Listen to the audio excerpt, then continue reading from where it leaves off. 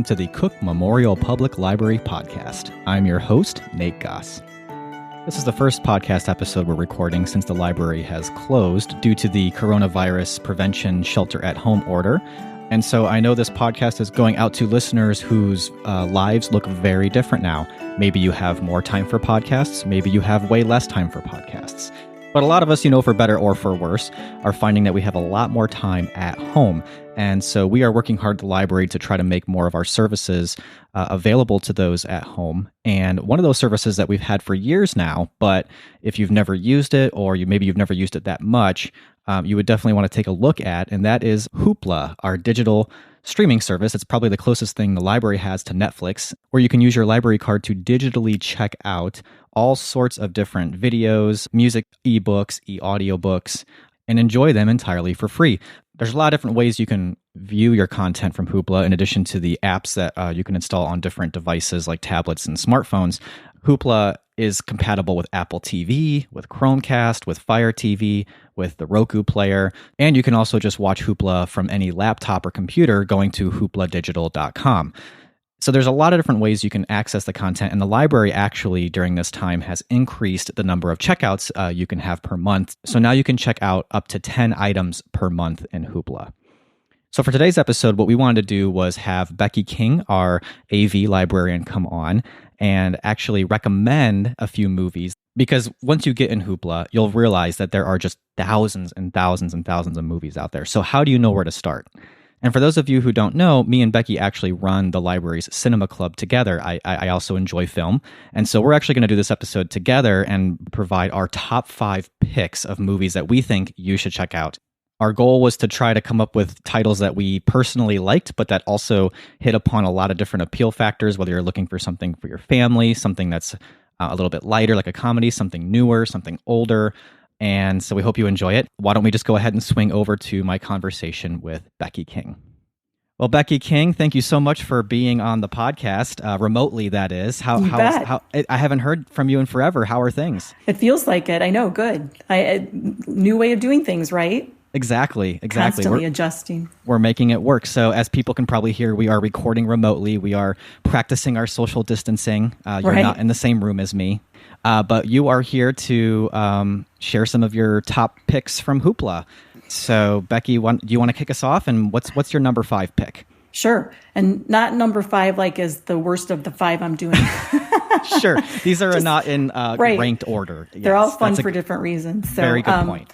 My first movie is the 1963 movie Charade that stars Audrey Hepburn and Cary Grant. And it's just a really entertaining mix of comedy and thriller.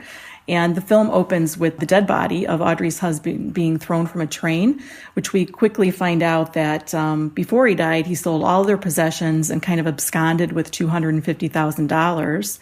And we also find out that he was most likely killed by a group of kind of dangerous men who he swindled years ago. And they just assume that Audrey has the money and they're after her. So with her life in danger, Cary Grant suddenly arrives on the scene to save the day. Or does he? We have lots of cases of mistaken identities and really bumbling set of bad guys, and of course more murders. And the film was directed by Stanley Donen, but it definitely has a real kind of Hitchcock feeling and some great twists along the way. So Audrey Hepburn and Cary Grant have just, great chemistry, as you would imagine. It's an amazing cast. The supporting cast is great. It's Walter Matthau, George Kennedy, James Coburn, early in their careers, which is really fun to see. So, set in Paris, Audrey's dressed in Givenchy, and there's Cary Grant on top of all that. So what's not to like, right? Yeah, exactly. No, I love that movie. That's such a great pick. So it is. Yeah, it's fun. All right, so for my number 5, on my first selection, I'm going to go way back, almost to the beginning, to the silent era, and select the Buster Keaton short films collection. I think this is just a real treasure to even have in Hoopla, because these are the Kino editions. They look spectacular, and I mean, hey, it's Buster Keaton. You can't go wrong. Right. I think for a lot of people who have maybe never spent time with a silent movie, but I think Buster Keaton can be a bit of a revelation, because I think a lot of us maybe picture Charlie Chaplin as sort of the quintessential silent movie icon. And, Chaplin's great. Nothing against Chaplin.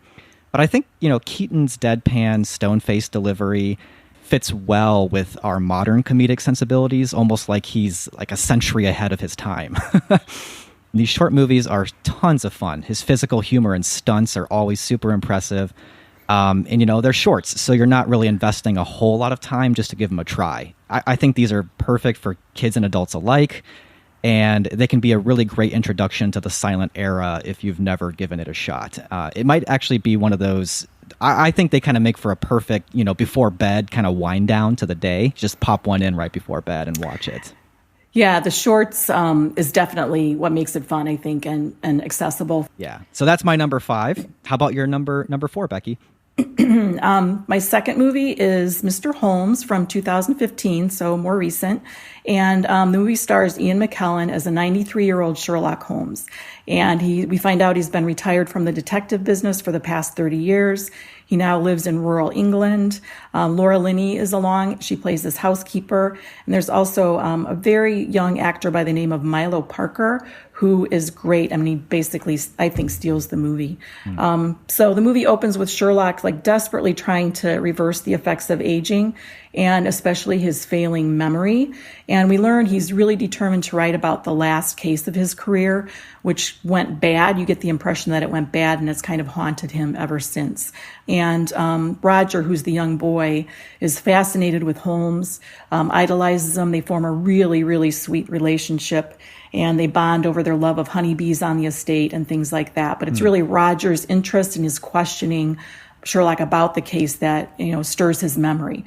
This is one of those movies that I call a slow burn movie. Not a lot seems to be happening. Things move slowly. There's just a ton of character development. It's not your typical Sherlock Holmes movie by any fate, but Ian McKellen is fabulous. And that was one of my favorite movies from 2015, and I thought at the time that he should have been nominated for an Oscar for it. And one of those feel-good movies. There's a little sadness in it when you find out what happened with the case, but overall, it's the characters and, the feelings that you have for the two main characters that really make the movie in my book. Rated PG, so, might be a little slow for some younger kids, but, otherwise appropriate for the family. Great choice. It also kind of seems like one of those movies that was a little under the radar, and so a lot of people probably missed it, and might be a great time to catch up with it. Well, we definitely have our mystery lovers at the library, so right. Can't go wrong with Sherlock Holmes. All right, so for my number 4, I'm going to go with The Black Stallion. This is a 1979 film directed by Carol Ballard, based on the Walter Farley children's novel. And if you're not familiar with the story, it's about a shipwrecked boy and a mysterious horse that was also on the ship. And they befriend one another on a desert island and help each other survive. And that's kind of the first half of the movie. The second half is how the two navigate the modern world in the boy's kind of post-World War II town that he lives in. Mickey Rooney also is in this movie as a horse trainer who trains the boy how to ride the Black Stallion, and also how to race the horse. This is a movie that was kind of new for me. I had only watched it for the first time a few months ago, but it's gorgeous. It's a classic, yeah. It really is. And this is a movie that really, it's lyrical. I think it's pretty timeless. It's a really heartfelt movie, and this is definitely one for the whole family to enjoy. It's kind of, made for the family to watch. Definitely. And a classic. People out there have to watch it. Yeah, they haven't seen it. Yeah, and I find actually this is a great time, for me at least, to do that, to catch up on these movies that it's like, why have I never seen this before? Right, exactly. All right, so how about moving right along, your number 3? My number 3 is a movie from the year 2000 called Return to Me, and stars Minnie Driver and David Duchovny of X-Files fame, believe it or not, and definitely falls into the category of guilty pleasures for me. It's just a really fluffy romantic comedy with a lot of heart, but that's quite literally, as it turns out. Minnie Driver plays a young woman who, as the film opens, is waiting for a heart transplant. She's been seriously ill for a long time. And when the night that she receives word that a heart's become available is the same night that David Duchovny's wife dies in a tragic accident. So you can kind of see where this one is going. So as Grace is kind of struggling to, learn to embrace life again, David Duchovny's character of Bob is kind of struggling with his grief over his wife's death. Of course, they meet by chance a year later, and they fall in love without realizing their connection. So it's a sweet, touching, it's really a funny movie. It's got a lot of humor coming, again, from a great supporting cast. So the movie was written and directed by Bonnie Hunt, who's a Chicago native Second City alum, and she co-stars in the film with Jim Belushi, who plays her husband, who's really funny. Carol O'Connor, Robert Loggia, a bunch of character actors that people will recognize. Added bonus that it was actually filmed in Chicago, so you get to see a lot of Lincoln Park Zoo, and there's a famous restaurant called Twin Anchors in Old Town that features in the movie, so that's kind of fun. So heartwarming fun, pun intended. Bad one, sorry. There are no bad ones. PG rating and perfectly fine for like any tweens that might be watching. There's a little bit of language in it, but nothing serious, and they'll probably enjoy it. Oh, great. And this is actually one that I haven't seen, so I'm going to have to catch up with this one now. But I'm glad that you got a good romantic comedy thrown into the mix here. I mean, and it's good. It's just fun. All right, so for my third pick, I'm going to go with something a little bit actually more on the serious side. It is a 2010 Korean drama called Poetry. This is directed by Lee Chang-dong, and it features an incredible performance from Yoon Jong-hee, who's a Korean actress who had acted for decades but had been retired and actually came out of retirement to do this film. So Poetry is about a 60-something-year-old woman who finds out about a really terrible crime that happens involving her grandson. And around the same time, she is also diagnosed with the early stages of Alzheimer's.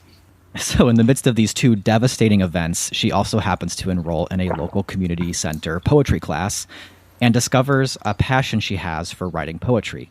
And so, yeah, definitely a little bit heavier. Yeah. But for lack of a better word, this really is a poetic movie. It is beautiful despite its heavy subject matter. Yeah, you can't go wrong. And, I watched this when it first came out in 2010, and it has stuck with me for a decade now. That says a lot, yeah. It does say a lot. And so, this is a Korean film. And as far as Korean movies go, I think the one that everyone kind of knows about right now is Parasite. This movie is nothing like Parasite, the recent Best Picture winner. But I feel like if you liked Parasite and you want to dive a little bit deeper into Korean film and other Korean filmmakers, I think this could be a fabulous place to start. So the movie's called Poetry. Sounds great. So how about your next pick, Becky? All right. Next up for me is A Man Called Uwe, again from 2015. That's my foreign film selection. So Swedish film based on the really popular best-selling book by Fredrik Backman. Subtitled in English. It's not that bad. Give it a try. It's worth it for this movie. So Uwe is a 59-year-old widower and, the epitome of the crabby old man who yells, "Get off my lawn," at everybody that goes by. So he's the neighborhood rules enforcer. He harasses his neighbors for any, minor infraction. He detests them. They detest him. And his only goal really seems to be to find a way to end his life as soon as possible so that he can join his late wife, Sonia, in the afterlife. But those efforts just keep going kind of comically awry. Next thing that happens is a young family moves in next door. So Parvina and her husband Patrick have two young daughters. They have another baby on the way. And Parvina especially, who's an immigrant from Iran, just finds ways to insert herself into Uwe's daily life and has zero patience for his bad behavior. So of course he resists all those efforts. To me, this is the ultimate feel-good movie. It seems hard to believe that you might like this guy by the end of the movie, but it definitely happens. Filled with a lot of black humor.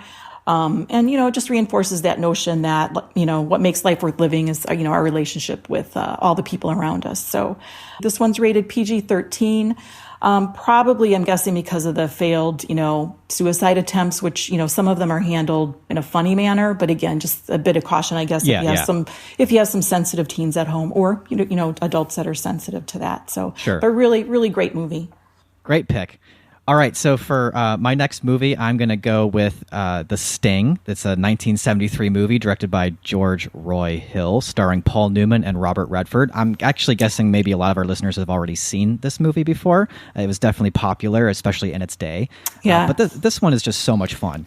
A lot of people like the Newman-Redford pairing in 1969's Butch Cassidy and the Sundance Kid. Yeah. But for my money, this is the movie that I find myself coming back to more and more often.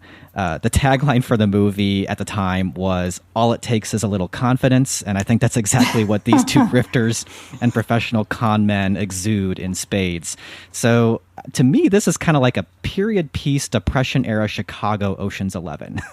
Hey, that's a good description. Yeah. Younger folks who maybe aren't familiar with as many movies from the 70s are definitely familiar with the Ocean's 11 franchise. And I think this is like, if you like that, you're going to love this movie.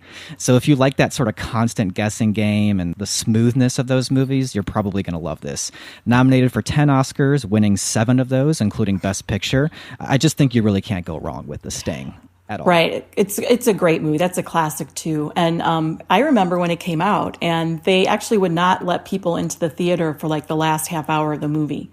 Oh, really? Yeah, they didn't want to ruin it for people, so you weren't allowed to go in. So, and that ending, I mean, it's such a great reveal. It's so great. So, all right. So are we down to our last picks here? This is my last pick. All right. Better be a good one, Becky. It is. Okay. I'm confident. Okay. Okay. So mine, again, maybe a movie that people have seen, but it's Apollo 13 from 1995. Yes. Great movie. And this is the perfect movie to watch right now, given that this week actually marks the 50th anniversary of that historic mission. So great connection, yeah. I know, yeah, it was really fun. So anyway, the movie tells the story, the true story of the heroic efforts to save the astronauts who were aboard NASA's ill-fated mission to the moon in April 1970, and then an explosion on board actually knocked out most of the crew's oxygen supplies. So, they had to abort their mission, and it just sent off these frantic efforts on Earth to help keep the crew alive, and then figure out a way to get them home safely. So the movie was directed by Ron Howard, stars Tom Hanks, who looks amazingly young. It's kind of shocking. Gary Sinise, Bill Paxton, Kevin Bacon, and Kathleen Quinlan. A nail biter for sure. And while the film celebrates the courage of the real life astronauts, that we all know and love, it's just also a great tribute to the massive effort and brain power, that exists at NASA in support of all the men and women who ever go into space. I think it also does a great job of showing the huge personal toll that the families of the astronauts endure, just knowing, seriously, that there's a real possibility that their loved ones may never come back. So this is another, major hit at the time. So it was nominated for 9 Oscars, including Best Picture, rated PG. This is a perfect movie for, if the whole family wants to watch. Absolutely, yeah. It's, one of the movies that's on the American Film Institute's list of the most inspirational movies of all time. Wholeheartedly agree. I mean, it's just a perfect movie to watch during these crazy times, I think. And you got Tom Hanks in there. He's like America's dad, right? Right, exactly. Although he looked so young, it was kind of, I had to get used to it again because I'm like, oh my gosh. And it's, it's crazy. Well, everyone's dad was younger at some point. Right, exactly. Exactly. For maybe some of our younger listeners, if they really liked Hidden Figures, I feel like Hidden Figures had that sort of control room at NASA thing that you get a lot of here in Apollo 13 as well, where maybe a lot of that inspiration was coming from for those control room type scenes. Yeah, exactly. And just the stress that they're under, they really capture that. So yes, yeah, great pick. All right, so for my last pick, so I saved this one for last because this was actually a movie that was brand new to me during this period. I just recently watched it and really loved it. It's one of those I'd heard a lot of great things about, and it has been on my to-watch list forever. But sometimes I think it takes a shelter-at-home order to finally motivate you to catch up on those movies. So this is a 1988 Italian movie by Giuseppe Tornatore. It's the Foreign Film Academy Award winner for that year, called Cinema Paradiso. And Cinema Paradiso is about a boy named Salvatore who grows up in a small Sicilian village just after World War II, and he befriends the projectionist at the local theater named Alfredo. Salvatore ends up learning the craft, and I think you learn in the movie that really was a craft back then to learn how to project movies. He learns the craft of projecting movies from Alfredo and eventually takes over the job. Then the movie follows Salvatore and Alfredo's relationship really all the way up through his adulthood. So this movie is actually told as kind of one big flashback from Salvatore's adult point of view. And it really gives the entire experience this sort of tinge of warm, almost dreamlike nostalgia. And that's actually a lot of what the movie is about. It's about memories of growing up. It's about the relationships that form who you are. It's about the romances that change you forever. And, actually, maybe most of all, this is one of those movies that is about the movies and the place that the movies can have in your life. Which makes it fun, yeah. Yeah, exactly. And I'm not going to spoil anything, but actual scenes of movies end up becoming some of the most powerful moments in this movie. That's great. It's got a great score by Ennio Morricone, so the same guy who did like all those spaghetti westerns, yeah. He brings this really, I don't even know how, it's just a very romantic, epic sounding, great soundtrack into this.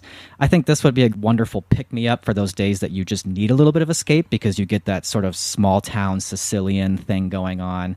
And so if you just kind of want to get swept up in that and watch a movie with what I would call good sentimentality, you know, like the kind of sentimentality that makes you feel good about life. So Cinema Paradiso, that's my last pick. Sounds great. It seems like a common theme, right? All these movies about relationships and how they improve your life. Well, yeah. And I think in a time where we have to kind of rethink all of our relationships, it can be nice to watch a movie that reminds you of how important those are in your life. Yeah. Right. All right. Well, this has been a lot of fun, Becky. I've got some new movies I need to check out. And, me too. And I'm hoping that our listeners now have a good list of movies to now hop over to Hoopla and check out for themselves. Okay. Sounds great. It was fun. Thank you for hopping in. We'll see you soon. All righty. Bye. Well, there you have it. Not only do you now know everything you need to know about using Hoopla, but you also have a couple movies that you may want to check out. So to check it out, head on over to hoopladigital.com, or you can go there through our website. Our website is cooklib.org. While you're over on our website, make sure you check out the library's blog, Shelf Life. We've been doing a lot of blogging lately. That blog can be found at shelflife.cooklib.org. We hope you enjoyed this episode, and if you did like it, we ask that you share it, let everyone else know about it, and let them know they can get this episode along with any past or future Cook Memorial Public Library podcast episodes in Apple Podcasts, Spotify, or wherever they like to get their podcasts. Don't forget that you can also talk to us anytime. We're on Twitter at Cook Library, or you can send us email. Send those messages to webmaster@cooklib.org. Stay safe out there. Take care of yourself. We will be back soon, but until then, keep reading, keep watching, and keep listening.